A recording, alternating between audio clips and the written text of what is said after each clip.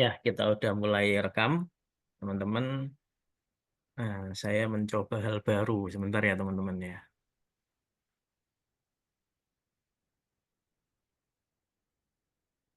Nah, kayak gini kira-kira tampilannya, teman-teman.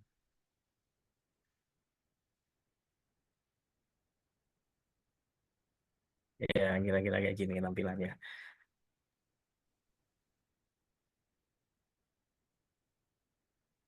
Sebentar. Saya kok nggak bisa lihat ya. Sebentar ya, teman-teman. Saya mencoba hal baru soalnya.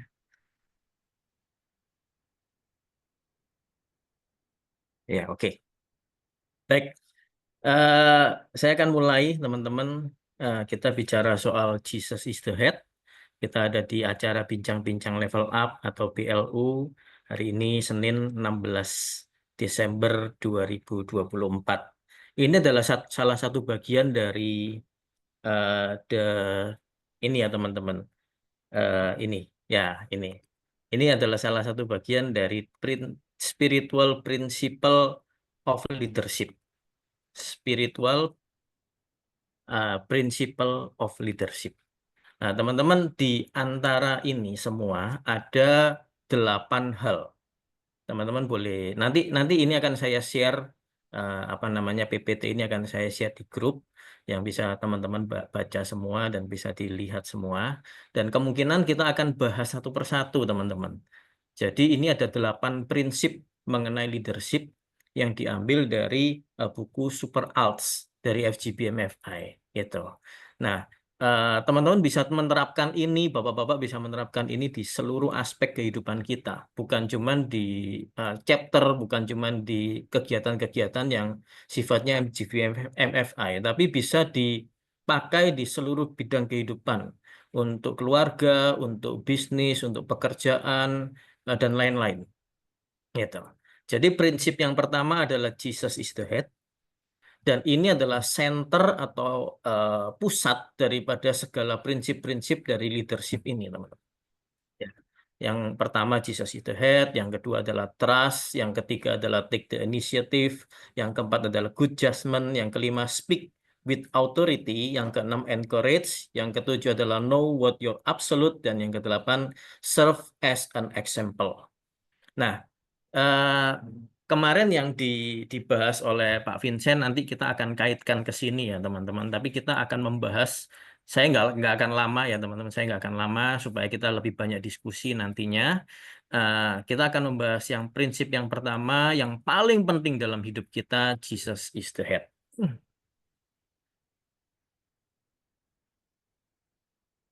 Ya, pembahasan kita ayat firman Tuhannya diambil dari Kolose 1 ayat 15 sampai 23.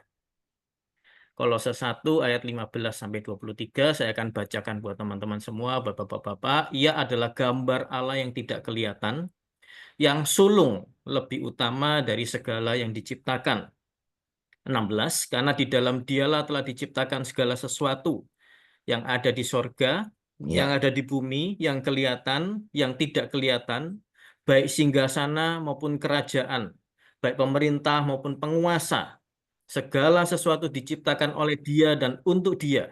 Dan Dia ada terlebih dahulu dari segala sesuatu. Dan segala sesuatu ada di dalam Dia. Ialah kepala tubuh, yaitu jemaat. Ialah yang sulung, yang pertama bangkit dari antara orang mati, sehingga ia yang lebih utama dalam segala sesuatu. Ini luar biasa, teman-teman. 16 sampai 18. Ini adalah highlight dari yang akan kita bahas. Ya, karena seluruh kepenuhan Allah berkenan di dalam Dia, Yesus, dan oleh Dialah ia memperdamaikan segala sesuatu dengan dirinya, baik yang ada di bumi maupun yang ada di sorga. Sesudah ia mengadakan pendamaian oleh darah salib Kristus, juga kamu yang dahulu hidup dari Allah, jauh dari Allah, dan yang memusuhinya dalam hati dan pikiran, seperti nyata dari perbuatanmu yang jahat, sekarang diperdamaikannya dalam tubuh jasmani Kristus oleh kematiannya untuk menempatkan kamu kudus dan tak bercela, tak bercacat di hadapannya. Nah, ini yang mesti kita lakukan, teman-teman, ayat 23 ini. Ya, saya eh, kasih warna yang berbeda. Ini yang mesti kita lakukan. Sebab itu kamu harus bertekun dalam iman, tetap teguh dan tidak bergoncang, dan jangan mau digeser dari pengharapan Injil. Ya, dan yang telah kamu dengar dan yang telah dikabarkan di seluruh alam di bawah langit, dan yang aku ini Paulus telah menjadi pelayannya. Teman-teman, di kemarin, bukan kemarin, tadi siang saya baca sebuah buku yang menuliskan bahwa ternyata ateisme atau agnostisme yang ada di dunia ini sekarang sedang berkembang begitu pesat. Pertanyaan-pertanyaan mengenai Tuhan, pertanyaan-pertanyaan mengenai apakah Tuhan itu ada, apakah Tuhan itu berdaulat, apakah Tuhan itu adil, meragukan adanya Tuhan, itu semakin lama semakin kuat, gitu. Jadi di sini Paulus bilang sama jemaat di Kolose, kita harus bertekun dalam iman, tetap teguh dan tidak bergoncang, jangan mau digeser dari pengharapan Injil. Nah, bagaimana penerapannya, teman-teman? Bagaimana penerapannya dan apa inti poin daripada prinsip ini? Jesus is the head. Nah, prinsipnya, intinya adalah ini. Nah, ini teman-teman. Ini adalah poin daripada uh, pembahasan yang pertama mengenai spiritual leadership. Ya. The point is, yang pertama, FGBMFI adalah organisasi rohani. Ya. FGBMFI adalah organisasi rohani. Kita baca di Kisah Para Rasul 2 ayat 42. Kisah Para Rasul 2 ayat 42. Saya baca ini perikopnya adalah cara hidup jemaat yang pertama. Mereka bertekun dalam pengajaran rasul-rasul, dalam persekutuan, dan mereka selalu berkumpul untuk memecahkan roti dan berdoa. Jadi kita seperti juga jemaat mula-mula adalah organisasi rohani. Cara hidup kita semacam ini, bertekun, bersekutu dalam doa dan pengajaran. Yang kedua, cara hidup dari FGB Men adalah seperti di Mazmur 1 ayat 1 sampai 3 dan Yosua 1 ayat 8. Saya bacakan buat teman-teman semua, Mazmur 1 ayat 1 sampai 3. Berbahagialah orang yang tidak berjalan menurut nasihat orang fasik, yang tidak berdiri di jalan orang berdosa, dan yang tidak duduk dalam kumpulan pencemooh. Tetapi kesukaannya ialah Taurat Tuhan, dan merenungkan Taurat ini itu siang dan malam. Ia seperti pohon yang ditanam di tepi aliran air, yang menghasilkan buahnya pada musimnya, yang tidak layu daunnya, apa saja yang diperbuatnya berhasil. Nah, ini adalah Mazmur 1 ayat 1 sampai 3. Kalau kita sekarang sedang ikut FCBH, maka kita tahu bahwa kita sekarang sedang membaca kitab Mazmur, teman-teman ya. Jadi bagaimana kita merenungkan kitab Alkitab itu siang dan malam, mencoba untuk membaca dan merenungkannya, merefleksikan dalam hidup kita. Itu adalah cara hidup kita sebagai FGB Men. Ya. Yosua 1 ayat 8 bicara begini, teman-teman. Janganlah engkau lupa memperkatakan kitab Taurat ini, tetapi renungkanlah itu siang dan malam, supaya engkau bertindak hati-hati sesuai dengan segala yang tertulis di dalamnya. Sebab dengan demikian perjalananmu akan berhasil dan engkau akan beruntung. Kita belajar bersama-sama, bapak-bapak semua, teman-teman semua, untuk kita bisa membaca dan merenungkan, berkontemplasi apa yang kita dapat dari perenungan firman Tuhan. Dan kita mencoba berusaha dengan pertolongan Roh Kudus untuk bisa mengamalkannya, melakukannya dalam hidup kita secara sehari-hari. Ini adalah cara hidup kita sebagai FGB Men. Ya. Dan yang ketiga adalah dilatih, cakap melakukan perkara-perkara yang rohani dan pemuritan. Jadi ini adalah apa ya, kerinduan daripada kita semua gitu untuk bisa melaksanakan ini, teman-teman. Jadi full food ministry gitu ya.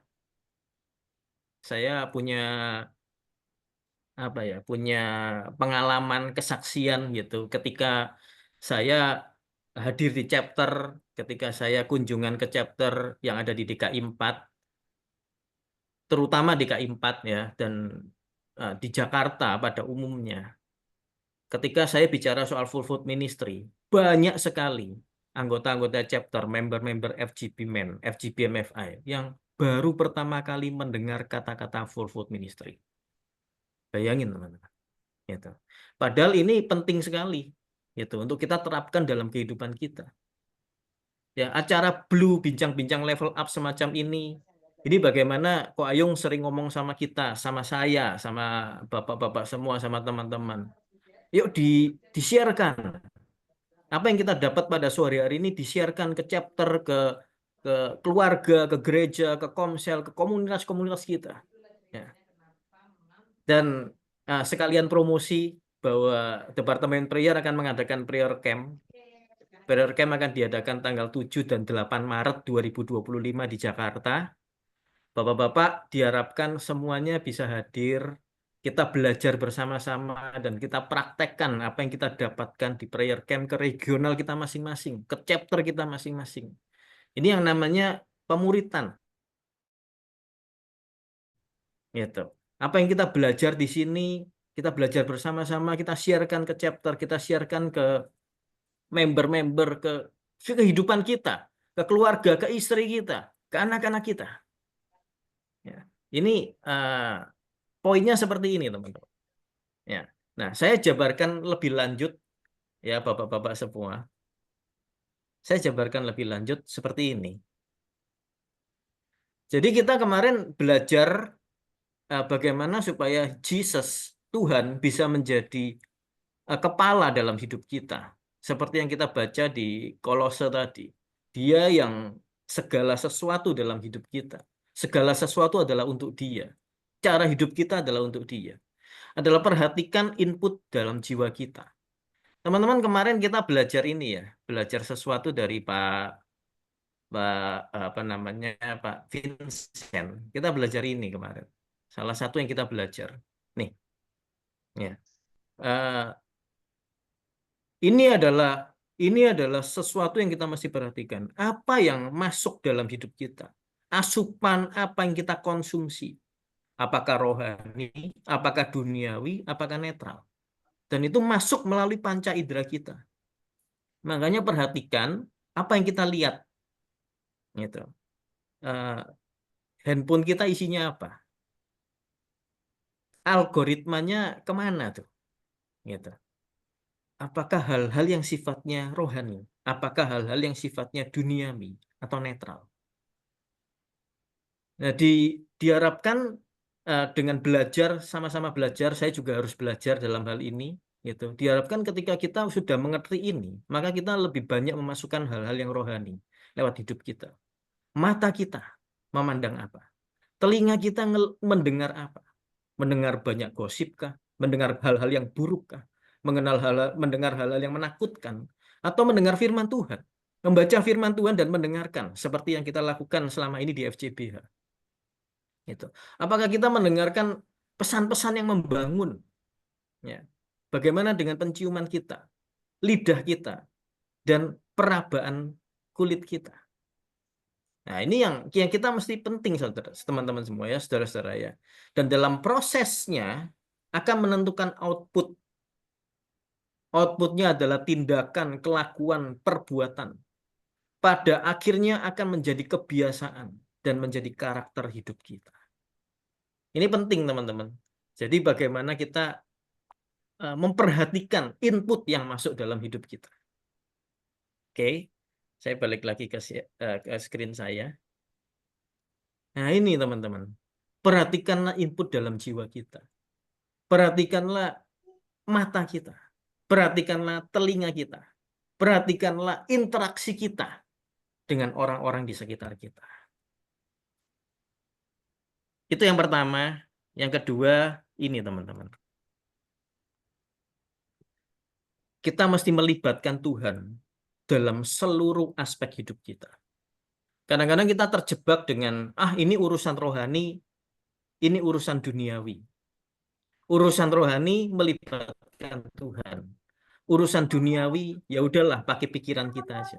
Urusan kerja mah Tuhan nggak usah ikut-ikut. Kadang-kadang kita punya pikiran seperti itu. Gitu. Saya mau bersaksi satu hal, teman-teman. Banyak kesaksian yang saya sudah alami dalam hidup saya, dalam pekerjaan. Saya mau kesaksian satu hal.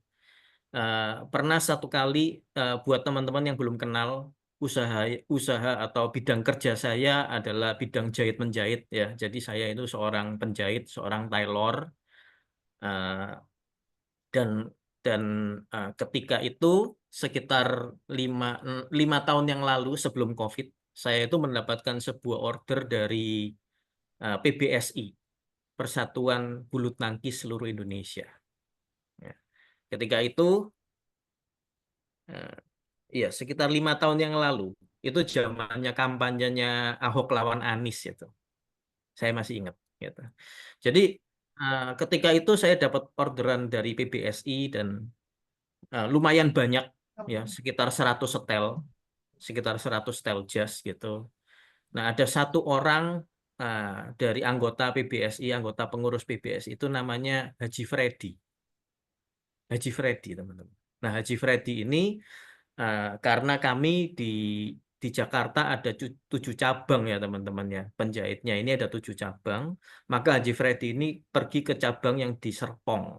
Nah, saya kan biasanya tinggal di Mangga Besar. Saya kelola cabang yang Mangga Besar. Nah, Haji Freddy ini rumahnya di daerah sana, daerah BSD itu, jadi dia ke Serpong. Satu singkat cerita terjadi miskomunikasi teman-teman. Ya, terjadi miskomunikasi sehingga Haji Freddy ini marah gitu.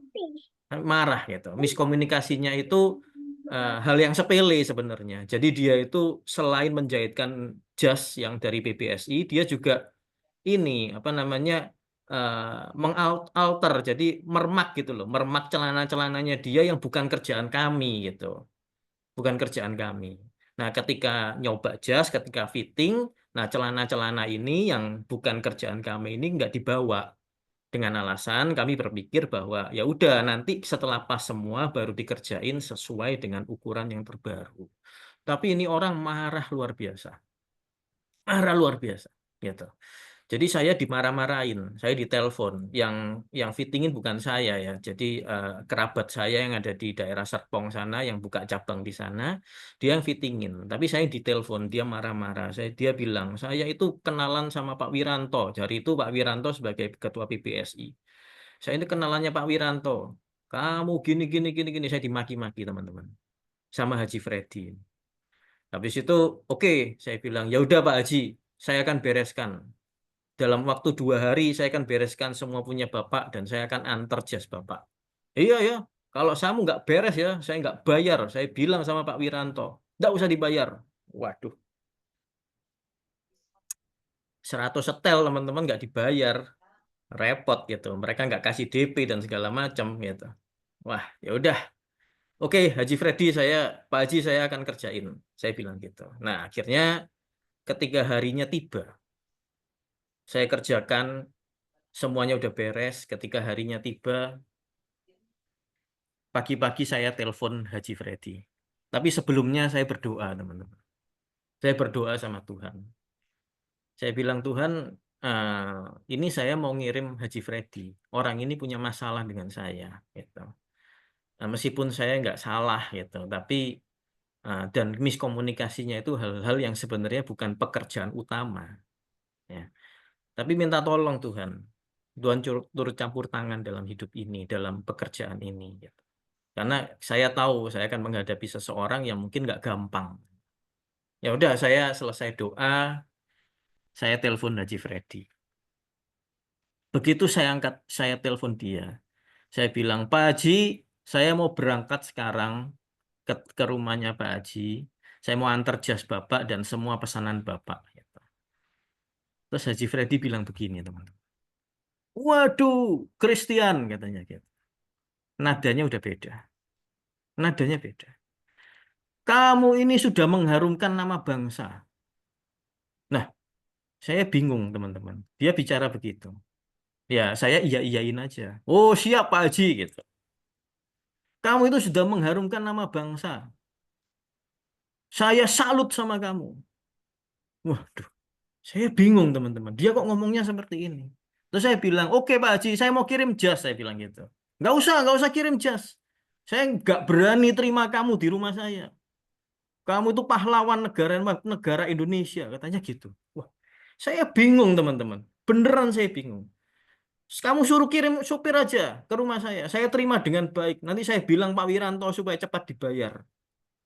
Kamu sudah mengharumkan nama bangsa sebagai pasangan ganda terbaik di Indonesia. Nah, akhirnya saya ngeh. Ternyata Christian penjahit ini di handphonenya Haji Freddy jadi Christian Hadinata. Ganda terbaik Indonesia yang pernah memenangkan banyak gelar. Sehingga semuanya sudah kelar, teman-teman. Saya nggak jadi dimaki-maki. Saya nggak usah kirim ke rumahnya dia. Dan dia diterima dengan baik dan dengan gampang. Akhirnya tagihan itu dibayar. Saya berpikir dari yang kemarin dulu itu saya dimaki-maki. Tiba-tiba dia bisa 180 derajat. Kayak kayak matanya itu disilaukan gitu. Loh, ini yang telepon ini Christian Hadinata, padahal yang telepon Christian penjahit. Gitu. Dan dia akhirnya semuanya beres. Dan saya berpikir gini, ya udahlah, daripada saya nongol, mending saya suruh kirim supir ke sana, ke rumahnya dia, kasih tanda terima kelar. Gitu. Dan itu saya yakin ada campur tangan Tuhan, teman-teman, dalam kehidupan kita. Gitu. Kehidupan kita, meskipun pekerjaan, Tuhan itu turut bekerja. Meskipun remeh-temeh kayak begitu, Tuhan turut bekerja. Gitu. Eh, itu salah satu kesaksian saya dalam dunia pekerjaan. Banyak, banyak teman-teman. Dalam dunia pekerjaan saya banyak eh, mendapatkan pertolongan-pertolongan dan campur tangan Tuhan yang luar biasa. Gitu. Salah satunya itu Haji Freddy. Yang sampai sekarang saya belum pernah ketemu orangnya, tapi dia memuji-muji saya sebagai pahlawan yang sudah mengharumkan nama bangsa. Meskipun salah orang, gitu. Yang dipuji-puji salah orang. Gitu teman-teman. Jadi ini salah satu. Makanya kemarin minggu lalu Ko Ayung waktu breakout room bilang, kapan terakhir kamu minta atau berkomunikasi dengan Tuhan, melibatkan Tuhan dalam kehidupanmu, supaya apa? Supaya uh, tadi Jesus is the head. Gitu. Sebelum saya mengakhiri sharing ini, teman-teman izinkan saya menggambar sesuatu.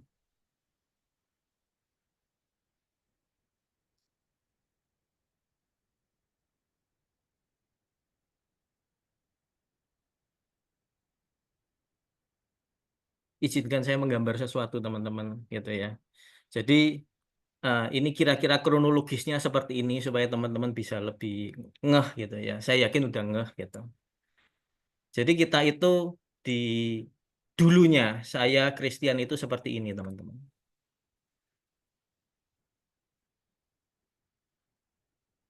Saya itu terikat sama banyak hal.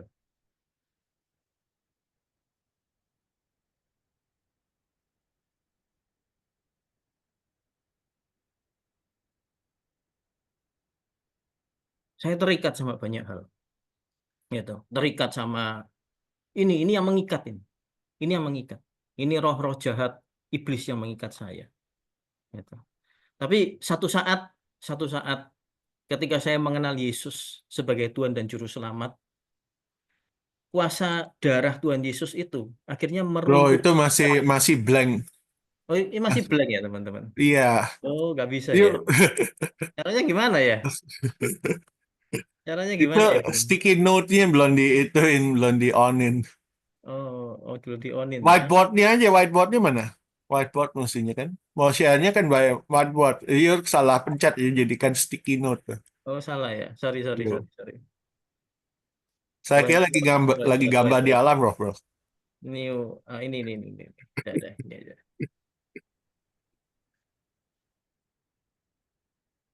Ini, udah belum, Bro? Belum ya?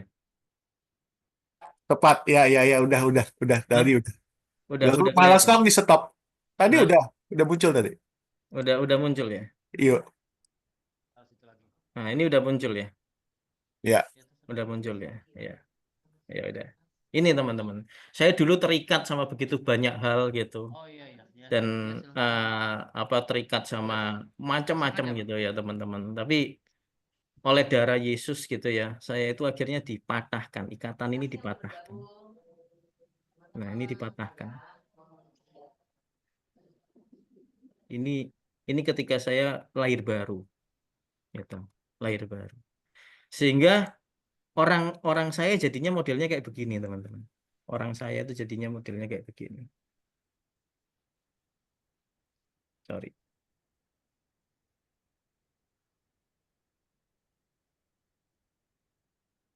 Nah, tali-talinya ini masih ada. Tali-tali yang pengikat ini masih ada. Hah? Tapi sudah nggak terikat sama balon ini. Ya itu dapat door prize nomor 1 Gitu. di KAS. Udah Cuma nggak nggak terikat bisa sama mainkan balon-balon karena ini. nggak ada Dan ini pulsa, adalah nggak ada duit. Dari gereja. penebusan Yesus, Terus gerejanya darah bilang kalau Yesus 3 hari yang nggak dia masih ada ada di jadi sini. kembali milik gereja. Masih ada di sini. Nah, ketika Nggak tahu aku. inilah saya adalah Udahlah nanti aku pesenin malam move ya. Nanti jemput ciptaan aku kasih baru. alamat aja. Iya iya iya. Sian banget ya. 2 Korintus 5 ayat 17. Saya itu ciptaan baru. Kristen yang baru. Gitu. Nah, ketika saya jadi ciptaan baru, tetapi tali-tali ini masih mengganggu saya. Seringkali saya masih jatuh dalam kehidupan lama saya. Gitu. Tugas kita, tugas saya adalah supaya saya itu bisa eh, kayak ini teman-teman. Bersama dengan Tuhan. Bersama dengan Tuhan. Saya harus tetap naik, berlari. Sampai titik ini, kemuliaan.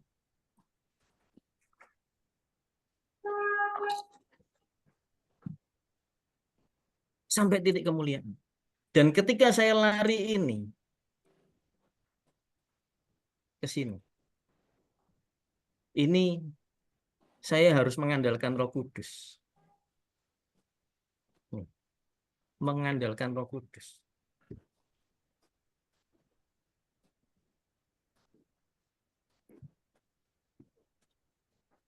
Kamu kita jual sekarang. Mengandalkan Roh Kudus. Senantiasa mengandalkan Roh Kudus dalam hidup saya. Sehingga kita larinya ke situ. Jesus is the head.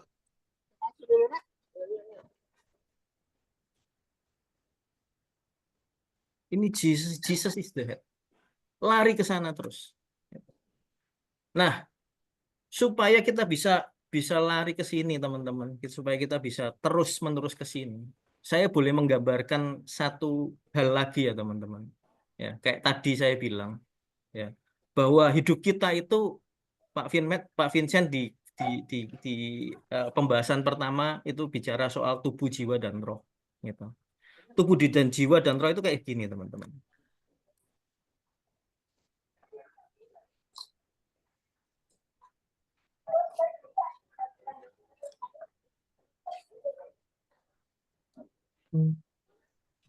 Kayak gini. Ini adalah tubuh. Halo. Tubuh. Halo. Ini ya, halo. Ini adalah jiwa. Jiwa itu paling gede, teman. Karena jiwa ini yang membentuk hidup kita. Kita ngapa-ngapain itu jiwa. Dan ini adalah roh.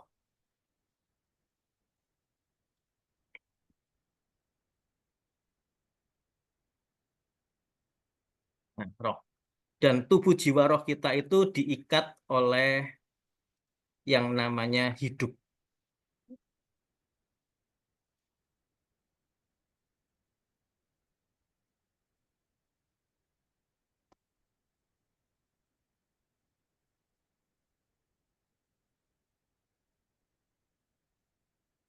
Yang namanya kehidupan atau nafas hidup. Itu teman-teman. Nah, satu ayat dalam firman Tuhan di 2 Korintus 4, 2 Korintus 4 ayat 16. Sebab itu kami tidak tawar hati, Tetapi meskipun manusia lahiria kami semakin merosot, namun manusia batinia kami diperbarui dari hari ke hari. Teman-teman, ketika kita memperhatikan hidup kita, apa yang masuk dalam hidup kita, dan menjadikan Tuhan yang utama, maka jiwa kita, teman-teman, jiwa kita yang gede ini,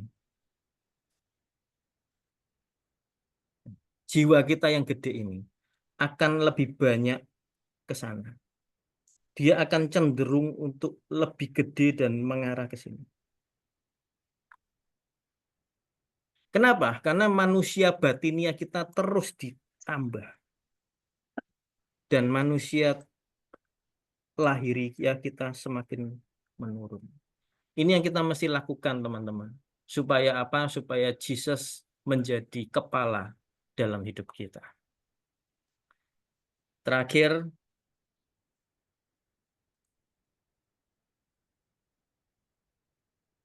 seperti kata Pak Vincent kemarin, ketika kita menjadikan Tuhan yang pertama dalam hidup kita, kita punya 5 karakteristik tanda bahwa kita level up. Yang pertama, fokus pada hal-hal yang rohani. Yang kedua, hidup untuk Kristus.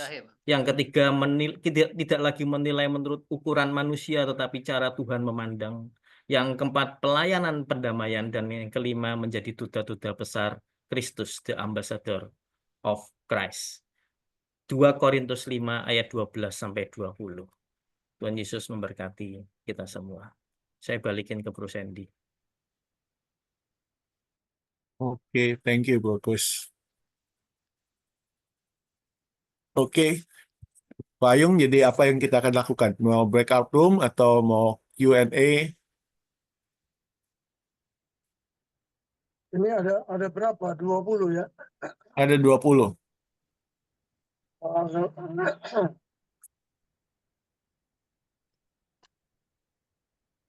Mau dibagi jadi berapa? Tapi nanti harus balik lagi ya. Ya, ya. Kasih tahu supaya nanti masing-masing kelompok ini biar testimoni gitu loh.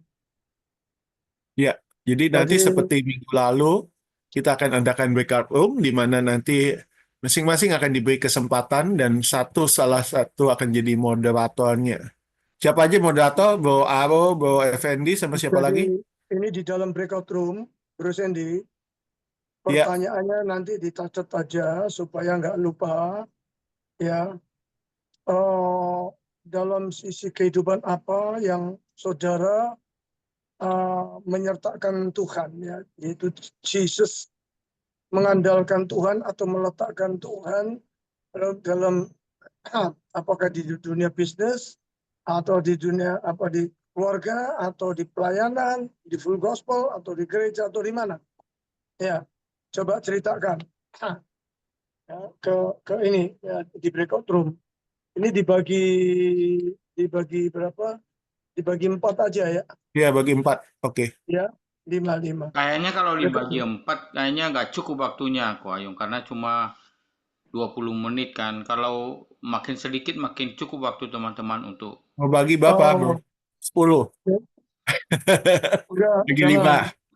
jangan kalau bagi kelompok 6 kelompok kan cuma 3. 6. Ya, kalau 3 cepat. Oke. Iya. Ya. Nanti saya nanti keliling masuk aja. Oke, gitu. Kalau gitu, siapa aja yang jadi ininya, Ya, moderatornya? semua ya nanti biar Bro Adam, Bro John semuanya ya. Effendi, Oke. you. Yang Nanti jadi bagian moderator dari- saya jadikan co-host, Nah. jadi supaya bisa masuk di mana aja. Ya, Pak Jadi Benny. yang co-host itu bisa masuk, bisa pindah room kalau perlu. Ya, ada Pak Agus juga. Pak Agus. Agus Hermawan. Oh, Pak Agus Hermawan. Oke. Salam kenal, Pak. Yes, Pak Ya, Agus. jadi satu kelompok 3 orang ya. Satu Supaya kelompok lebih 3 cepat. orang ya. Ya. Jadi bagikan, sharekan pengalaman apa ya dengan Tuhan ya.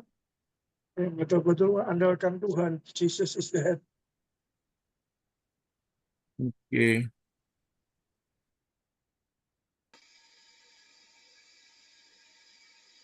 Jadi Effendi ya. Jadi berapa room? 6. 6 room ya. Masing-masing 3. Oke. Masing-masing 3 ya, berarti kok Ayung juga udah ikut kebagi. Iya. Oke, oke, oke. 5 room aja deh, 5 saya cukup.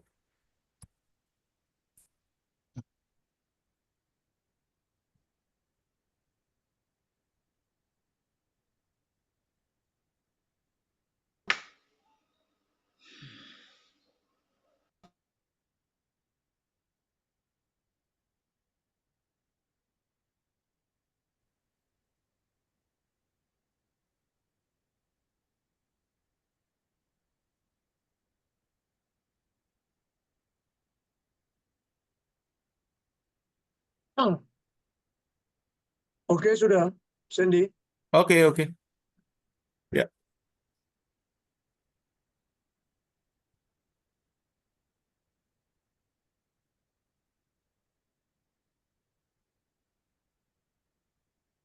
Dua 20 menit ya. Iya. Oke.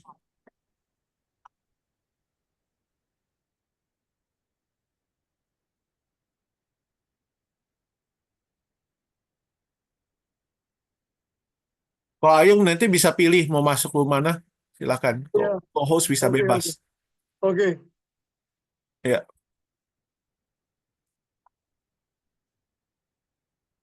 Pak Heri Aci, mana?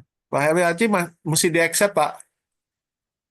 Kalau Ko Ayung bisa lihat semua roomnya bisa pilih mau masuk di mana. Pak Heri, Iya, mesti di-accept masuk ke room itu dulu.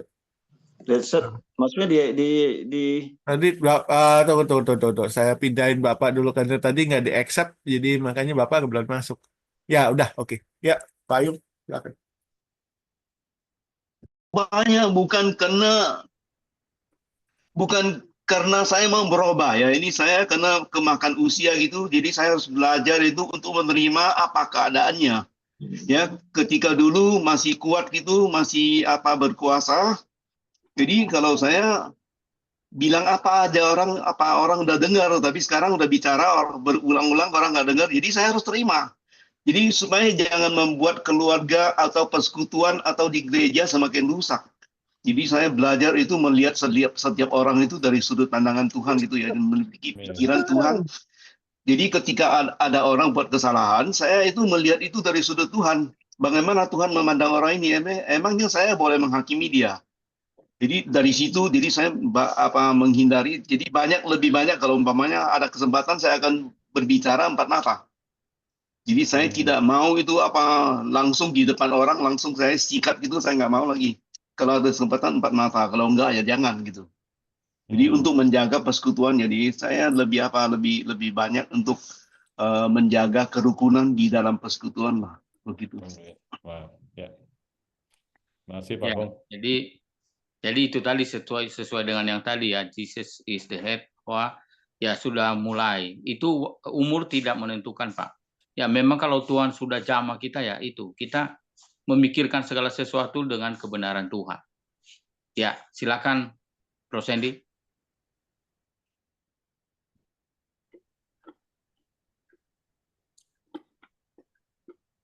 Silakan Sandy. Kamar nomor 2 siapa? Ya, Bro Chris, siapa kamar nomor 2 tadi siapa? Bro Chris itu siapa tadi? Wah, saya nggak memperhatikan saya kamar nomor berapa tuh, Bro. Wah, Ya udah. ya Bro Effendi ya. Bro Effendi kamar nomor 2 atau siapa? Ko Ayung 5, saya 3. Jadi yang nggak mungkin saya, nggak mungkin Ko Ayung. Tinggal yang 2 dan 4 ini yang mesti tahu di mana. Bro Chris 4 kayaknya. Ya, saya dulu lah ya, Bro. Saya Ya dulu. udah. Saya mendapat kesaksian dari Bro Oktav. Bro Oktav ada ya?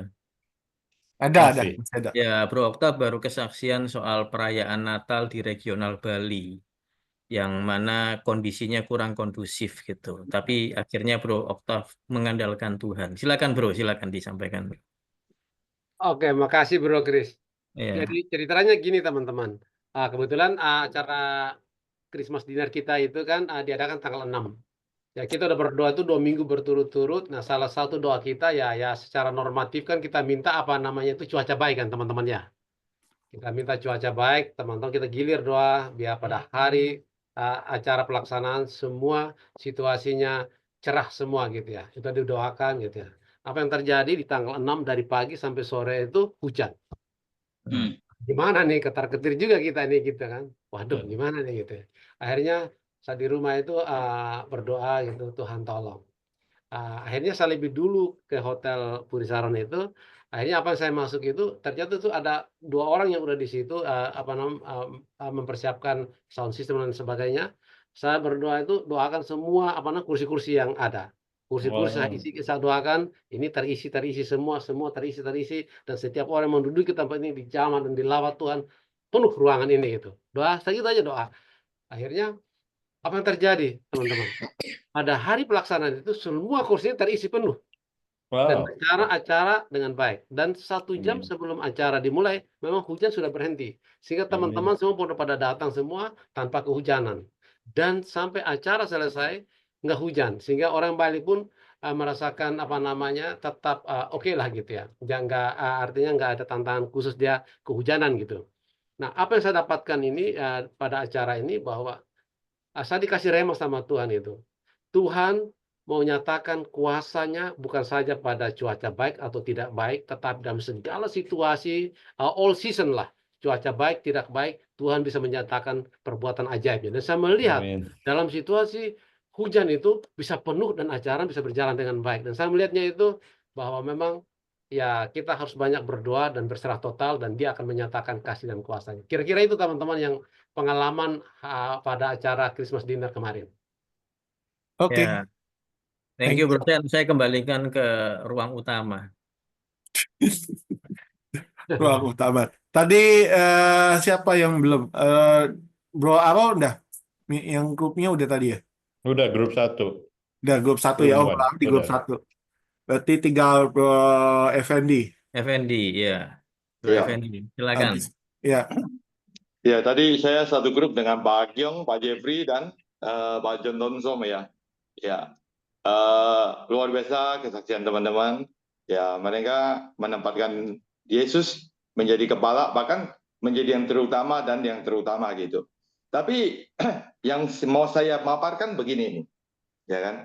Apa yang teman-teman saksikan, yang hari-hari saya lihat, itu bertujuan hanya mengarah kepada teman-teman sendiri, ya kan? Maupun teman-teman tempatkan Yesus di dalam bisnis, bahkan di dalam marketplace, bahkan di dalam keluarga, rumah tangga gitu. Tapi hari-hari saya melihat, kalau kita melihat agak lebih dalam ke dalam Alkitab, ya kan, di dalam murid-muridnya Tuhan, justru yang mereka kurang apa sih di dalam menempatkan Yesus, menempatkan gurunya sebagaimana yang terutama. Tapi yang kita lihat hari ini penderitaan yang murid-muridnya dapatkan, ya kan? Makanya saya agak rancu dengan hamba-hamba Tuhan yang zaman now sekarang. Selalu kayaknya menjanjikan kepada jemaat, wah bersama Tuhan pasti kita menang. Bersama Tuhan kita pasti bisa. Saya takut entah jemaat dia balik, pendeta tersebut dilempar batu loh. Jangan gampangin loh bos. Jangan selalu menggampangin, wah bersama Tuhan kita pasti menang. Lihat dulu perkaranya apa.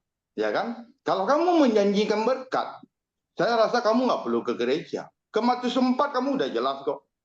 3 minggu, 4 minggu yang lalu kita bahas. Ya kan? Makanya saya melihat, nggak gampang loh kita menempatkan Yesus menjadi kepala. Ya kan? Selalu yang diintimidasikan. Kalau kamu mau sukses begini, bersama Tuhan pasti bisa. Bersama Tuhan bisa. Saya nggak berani amin bos kadang-kadang. Saya nggak berani amin. Ngeri bos kayak gini. Ya kan? Ngeri banget. Tadi yang kita dengar teman-teman kebanyakan kesaksiannya hanya seputar kehidupan dia. Ya kan? Seputar kehidupan dia. Nah, tadi termasuk beroktab juga luar biasa. Itu tentang bagaimana kondisi alam. Ya kan? Hari-hari ini saya ngerasain.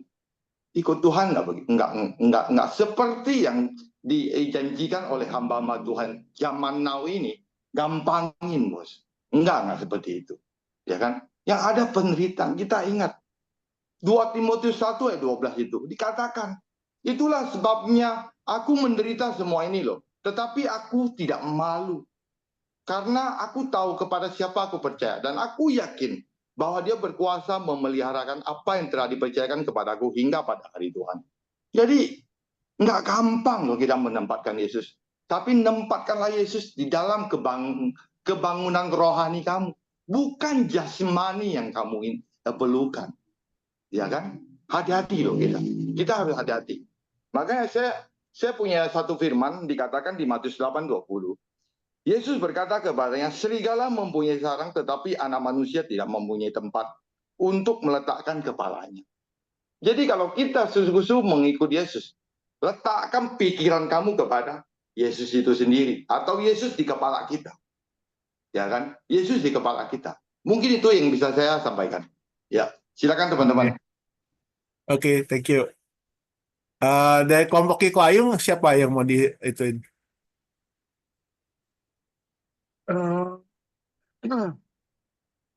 Brother Agus kan. Oke, Bagus, oke. oke, thank you. Ya, kita berempat ya, ada overseer, ada pengawas Ko Ayung juga. Jadi yang bertiga lainnya Pak Rahmat dengan dari Banten Pak Heri ya. Pak Rahmat dengan baik mensiarkan tentang bahwa menemukan seorang mentor dalam full gospel sehingga beliau ini selalu ingat untuk berdoa, dan contohnya dalam keseharian adalah waktu nyetir kalau dipepet atau apa biasanya panas gitu, sekarang enggak. Dia kalau ingat, oh ingat doa, lebih tenang, ada damai. Itu kesan bagus ya. Terus yang kedua dari Pak Heri juga bicara mengenai doa. Seringkali doa nggak banyak lain-lain sekarang. Tentang keselamatan, lebih banyak gitu. Nah, minta pencerahan dari Ko Ayung. Ko Ayung mau nambahkan dalam grup kita di main room ini. Saya men-sharingkan mengenai ini. Kalau saya pribadi, sejak beberapa tahun lalu yang saya kenal Tuhan, saya belajar untuk tidak segmentasi melihat Tuhan. Misalnya, tadi yang sampaikan, tadi Bro siapa? Bagus banget tuh. Bahwa nggak lagi Tuhan mau berkati dulu ya, saya bisnis, Tuhan berkati bisnis saya, tok itu aja fokusnya. Tuhan berkati keluarga saya supaya harmonis, baik, sehat, sebagainya. Segmentasi. Setelah saya belajar apa tujuan hidup saya dalam Tuhan dari kejadian ya, bahwa Tuhan menciptakan kita sesuai dengan image-nya dan berkuasa atas bumi, yang Tuhan mau berkuasa menguasai bumi dan juga berbuah untuk menjadi disciple-nya dia, ciri disciple Tuhan. Itu tujuan penciptaan Tuhan untuk kita. Saya pegang itu. Dengan pegang itu, tadi disampaikan oleh, siapa tadi, lupa saya. Bagus banget gitu. Jadi, apapun yang terjadi dalam hidup kita ini, nggak cuma nyaman, enak, sehat, baik, bahagia. Nggak cuma itu. Susah pun, asal Tuhan mau kita kembali Christ-like seperti penciptaan, itu tujuan Tuhan. Seperti Roma 8 ayat 28. Kita tahu sekarang bahwa Tuhan Allah bekerja satu dalam sesuatu untuk menjadikan kita serupa dengan, kira-kira singkatnya gitu ya, serupa dengan Dia, mendatangkan kebaikan bagi kita. Seringkali saya dulu pun sama, patokannya kebaikan itu cuan, sehat, harmonis, sebagainya. Sekarang saya belajar enggak lagi, ya. Kebaikan untuk kita, mendatangkan kebaikan untuk kita, ujungnya adalah menjadi serupa dengan Dia. Karena Tuhan mau waktu kita dipanggil pulang, bangkit dengan Dia, berkuasa atas bumi dalam Christ-like kita dengan Tuhan. Waktu itu mindset saya berubah, nggak lagi segmentasi. Kalau Tuhan berkati usaha saya, bonus, bukan utama. Kalau Tuhan berkati keluarga saya, itu bonus untuk menjadi saksi orang lain. Tetapi kalau Tuhan izinkan susah, seperti Paulus dalam dalam daging, dia bilang, aku rela dalam kesesakan, aku rela dalam penganiayaan oleh karena Kristus. Nah, itu menurut saya yang kita saksikan bersama. Thank you. Silakan. Oke. Thank you, Pak Agus. Baik. Tadi kelompok saya ada Pak Bedi Saitun, ada Pak Sanggam, dan Pak Henry Ku ya, dari itu. Ya, oke, saya minta Pak Bedi Saitun aja yang sampaikan kesaksiannya yang tadi Pak Bedi sampaikan. Silakan. Ya ini kan kita nggak janjian di grup kok, tapi kok Tuhan arahkan ya. Tadi pagi Pak John bilang apa sinkron gitu. Jadi memang hampir sama dengan Pak Agus tadi ya. Kalau dulu itu semua fokus aku. Kemudian Tuhan kita jadi fokusnya bukan lagi aku. Itu kan sampai Pak Agus sampaikan ini Tuhan merubah dia. Coba, coba Pak Beni matiin dulu videonya Pak. Putus-putus Pak. Pak Beni matiin Koneksinya dulu. putus-putus ya, Pak Oke. Ustadz. Oke. Ya apa Ya. saya pindah ke wifi aja ya. Jadi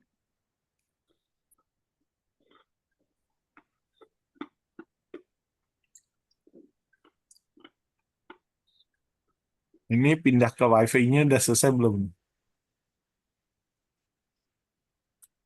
Ya. Pak Beni? sudah kedengaran ya, Coach Ya, Henry? oke. Ya. Kedengaran, oke saya pindah wifi ini sekarang. Ya. Oh iya, oke, udah jelas ya. Jadi sebenarnya Tuhan menghendaki, sebenarnya tujuan hidup kita menjadi serupa dengan Tuhan, dan Yesus itu sebagai yang sulung yang pertama kan. Nah, jadi tadi kami membahas ya bahwa hidup kami itu harus punya manfaat, harus berguna. Jangan sampai kita diciptakan kemudian tidak ada guna. Saya menceritakan pengalaman saya, dan itu Tuhan bukakan pikiran. Pernah mengalami ada satu lahan, mulai dari tanam benih, pohon pisang, dan lain sebagainya. Kita olah, sesudah panen, kemudian itu dialihkan. Jadi secara manusia mungkin tentu kita akan sakit hati. Tetapi puji Tuhan ada FCBH. Ini salah satu FCBH ini, apa namanya ya? Faith come by hearing itu. Jadi mungkin kita belum dapat pada saat kita baca. Jadi itu pentingnya kita melekat dengan Tuhan ini, bergaul dengan Tuhan tiap hari. Jadi kalau ada masalah begitu, Tuhan kasih ayat. Jadi ayatnya itu yang muncul itu Paulus menanam, Apolos menyiram, tetapi Tuhan yang memberikan pertumbuhan. Kemudian Tuhan kasih pengertian, inspirasi. Sekarang kamu memanfaatkan fasilitas yang ada sekarang. Kamu bisa naik pesawat, kamu bisa pakai handphone, kamu bisa menggunakan fasilitas yang ada kayak Zoom ini. Apakah itu kamu punya usaha? Bukan, Tuhan. Kamu bisa menikmati penerangan lampu ini. Itu siapa yang usahakan? Thomas Alva Edison. Mereka bersusah payah, berusaha mendapatkan. Tapi mereka nggak nikmati. Kita yang nikmati sekarang. Tapi ada satu hal yang sangat penting. Mereka sudah hidup bermanfaat. Mereka sudah hidup berdampak. Jadi, kami bahas juga di situ bahwa Kristus adalah kepala, raja yang daripadanya kita memperoleh segala sesuatu yang kita perlukan. Ya, beberapa teman membahas Pak Sanggam tentang bagaimana kesulitan ekonomi, dan dalam kesulitan itu berharap dan mengandalkan Tuhan. Bahwa kita percaya bahwa Tuhan itu mengendalikan hati raja-raja. Banyak caranya Tuhan untuk memberkati kita yang di luar pemikiran kita. Jadi apa yang tidak pernah kita pikir, apa yang tidak pernah timbul dalam pikiran kita, itu Tuhan sediakan. Jadi gitu. Jadi itu yang kami bahas tadi, bahwa pentingnya kita ini hidup berdampak, hidup bermanfaat, menjadi perpanjangan tangan Tuhan. Jadi kemana aja Tuhan suruh. Karena terus terang kan sumber daya kita terbatas, apakah itu keuangan, apakah itu waktu, tenaga, pikiran. Tetapi Kristus yang adalah kepala itu bisa mengontrol kita. Ayo kamu ke sana, ayo ke sini, ayo bantu yang ini, dan lain sebagainya. Mungkin itu yang kami bahas tadi, Kristus adalah kepala. Kristus is the head. Thank you. Oke, thank you Pak Beni Saitun. Oke, balik ke Ko Ayung, berarti saya rasa udah semua nih. Iya. Oke ya. Coba dicatat ya ayat-ayatnya ya. Bro Aro, Bro Effendi, tolong. Ya. Oke. Jadi sekaligus saya jawab pertanyaannya tadi Pak Haryadi ya. Kenapa sangat penting Jesus is the head? Sebetulnya itu sudah jelas tadi ayat yang dibacakan sama Bro Chris. Tapi ada lain ayat yaitu di Efesus 6 ayat 10 itu dimulai dengan be strong in the Lord. Ya, hendaklah engkau kuat di dalam seluruh kekuatan Allah. Nah, penjelasannya di mana? Yaitu kenapa kita suruh harus kuat di dalam Tuhan? Kalau enggak kita lemah. Ya, yaitu di ayat berikutnya 11 yaitu ngomong apa? Kalau peperangan kita itu melawan bukan darah dan daging. Bukan teman kita, bukan istri kita, bukan anak kita, bukan teman persekutuan kita, bukan teman di chapter kita, bukan. Bukan hamba Tuhan kita, hamba Tuhan. Bukan, tetapi peperangan kita ini melawan pemerintah-pemerintah, penguasa-penguasa, penghulu, dan roh-roh jahat. Coba bayangin. Jadi kita ini dikepung. Ya. Nah, ada 3 hal. Tolong diperhatikan teman-teman ya. Ini penting sekali. Itu di 1 Petrus 5 itu ngomong gini, iblis itu seperti singa yang mengaum-ngaum yang siap menelan kita. Ya. Apa yang kita telan, apa yang dia karena dia itu bapak pembohong. Yohanes 10 itu bilang dia pencuri, pembunuh, dan pembinasa. Ya, bapak pembohong. Nah, dia selalu ingin intimidasi, mencuri. Beberapa saat yang lalu kan sudah kita belajar mengenai doa peperangan. Ada 4 area yang iblis selalu serang kita ya. Kalau nggak lewat apa dia mau putar balikkan kebenaran. Dia pakai kebenaran tetapi diputar balikkan ya seperti Hawa. Kemudian lewat apa sakit penyakit, lewat penderitaan. Kemudian lewat apa yaitu kekuasaan, jabatan, posisi, keuangan, nah itu menjadi sombong. Ada yang terakhir yaitu lewat apa? Tuduhan-tuduhan. Nah ini hati-hati loh teman-teman ya. Jadi setiap hari itu kita ini perang. Maka itu kenapa kita nggak bisa menang, kita nggak bisa selamat kalau kita tidak memperkatakan firman Tuhan. Why? Because seperti yang ditulis di Efesus 6 ya ayat 18 itu pedang roh. Yaitu firman itu pedang roh. Nah, harus pergunakan pedang roh. Nah, jadi artinya selalu menggunakan kebenaran firman. Karena firman itu kebenaran yang memerdekakan kita dari ketakutan, dari keraguan-raguan, dari intimidasi, dari semuanya. Nah, itu makanya firman itu di Roma 10, itu jelas ayat 8, itu yang namanya firman iman. Yaitu firman itu dekat dengan mulutmu. Supaya kita memperkatakan firman itu. Firman itu harus sering diperkatakan. Makanya Yosua 1 ayat 8 itu muncul. Untuk apa kita memperkatakan, merenungkan. Ya, harus diperkatakan dan direnungkan firman itu. Ya, lewat FJPA itu diperkatakan, direnungkan. Nah, kenapa diperkatakan? Karena sebetulnya dunia ini yang kita masuk, apa yang tadi disampaikan Bro Chris itu, yang masukkan kita ini lewat pikiran, lewat telinga kita, lewat itu seringkali hal yang negatif. Nah, kita lawan dengan the opposite spirit. The opposite spirit itu apa yang positif? Apa itu yang positif? Apa yang indah? Apa yang mulia? Apa yang sedap didengar? Apa yang Filipi 4 ayat 8 itu, ya itu yang kita harus dengung-dengungkan. Kita harus perkatakan terus. Ya, menang. Ya, jadi kalau tubuh kita ini tiba-tiba sakit, kita mesti perkatakan, iya Tuhan, aku tadi malam kurang tidur, kayak aku ampuni Tuhan, aku sakit. Tetapi kemudian harus berkata, tetapi oleh karena Tuhan, anugerahnya Tuhan, ya karena tubuhku ini adalah bait Roh Kudus, maka Tuhan memberi aku kekuatan untuk Tuhan nampakkan imunitas kepada tubuhku, sehingga aku berkata kepada tubuh, engkau adalah bait Roh Allah, engkau sehat saat ini juga dalam nama Yesus. Nah, itu saudara, itu pikiran yang negatif, ya atmosfer yang negatif itu, yang sakit itu diubah, dirubah, dicipta. Kenapa? Karena firman. Kita harus ngakuin, jangan nolak. Oh enggak, aku sakit. Oh jangan, itu malah dikerjain sama iblis. Kita akuin, iblis akan lari. Makanya di Yakobus 5 itu kan jelaskan.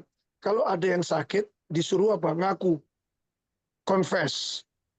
Nah, kemudian didoakan. Nah, jadi doa firman itu yang powerful. Ya, keluar nanti firman. Ya, kita ada utang. Iya, ampuni Tuhan, aku salah ngelola. Aku ada utang ini Tuhan. Tuhan ampuni. Aku selama ini ngawur budgetingnya. Aku ngawur menggunakan uang. Aku salah Tuhan. Ekspektasi bisnis Tuhan. Ampuni ya Tuhan. Dan kemudian aku percaya Tuhan. Firman-Mu berkata ya bahwa orang yang berhutang itu adalah budak. Itu Amsal 22. Ya. Nah itu dikatakan kan jadi budak. Tuhan, aku tidak mau jadi budak. Karena aku adalah budak kebenaran. Aku budakmu Tuhan. Yang kebenaran yang memerdekakan aku dari hutang. Dari jerat hutang ini. Nah, aku tolak dalam nama Yesus. Dan aku tidak mau berhutang lagi Tuhan. Terima kasih Tuhan, Engkau telah bukakan aku jalan keluar. Nah, sudah ada belum? Belum. Tetapi kalau kita memperkatakan itu terus siang dan malam, nanti kita akan berhasil. Nah itu cara-caranya begitu ya teman-teman. Jadi kita tidak boleh neglect kita harus ngakuin kesalahan kita karena kita ini banyak kesalahan. Tetapi setelah mengakui kesalahan kita minta ampun, kemudian kita ngomong firman. Nah, karena firman itu yang berkuasa, nanti firman yang bekerja dalam hidup kita. Nah, itu makanya kita selalu menang. Termasuk kalau kita pelayanan, Tuhan ini musim hujan. Aku tahu, tapi kalau boleh Tuhan. Minggu depan ada pertemuan Tuhan, Natal. Tuhan, hari itu kalau boleh Tuhan. Curah hujan tidak ada Tuhan tempat ini. Aku alihkan ke lautan luas. Dalam nama Yesus. Dalam nama Yesus, awan yang berembun begitu besok paginya kita ngelihat awan. Aku perintahkan awan gelap menyingkir. Dalam nama Yesus. Nah sepanjang hari itu kita mengalami betul-betul kemenangan, yaitu firman Tuhan yang berkuasa. Nah kita ada persiapan. Ya chapter meeting juga harus persiapan. Kenapa? Karena iblis itu ya paling tidak suka kalau kita ini melakukan kebenaran.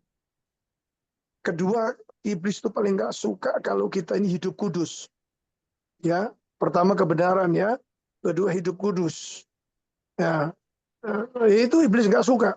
Dia pasti intervensi nyerang kita.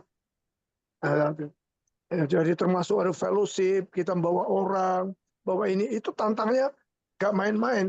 Maka itu kenapa kita harus maraton doa rantai.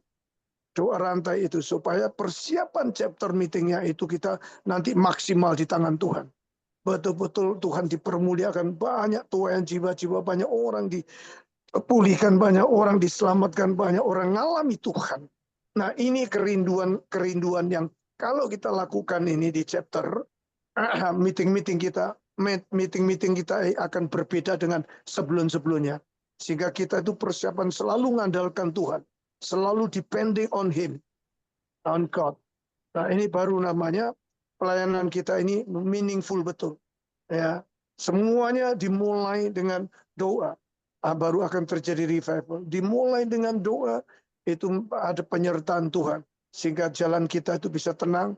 Kita tidak khawatir, tidak mengalami berkecamuk, saling menyala-nyalakan. Semuanya begitu kalau sudah, ini aku percaya Tuhan. Kalau ini kejadian, Tuhan, Roma 8 tadi yang disampaikan Bro Agus, turut bekerja mendatangkan kebaikan. Karena aku turut telah mengasihimu menurut rencanamu Tuhan. Nah nanti Tuhan dibalik semuanya itu ada. Jadi nggak nyala-nyalakan teman ini, lu sih gara-gara lu. Jangan, itu kerjaan iblis. Iblis sukanya begitu, untuk mengadu domba, mengadu perpecahan, mengadu ya. Hati-hati ya, teman-teman ya. Makanya kenapa Jesus is the head is very important. Oke. God bless ya semua teman-teman. Ayat-ayatnya sudah dicatat ya. Itu untuk minggu depan ya. Hari Aci, Pak Fong apa semua bisa nanti diulang lagi dibaca. Oke, Ya. jadi itu untuk minggu depan ya, Pak Ayung. Ya,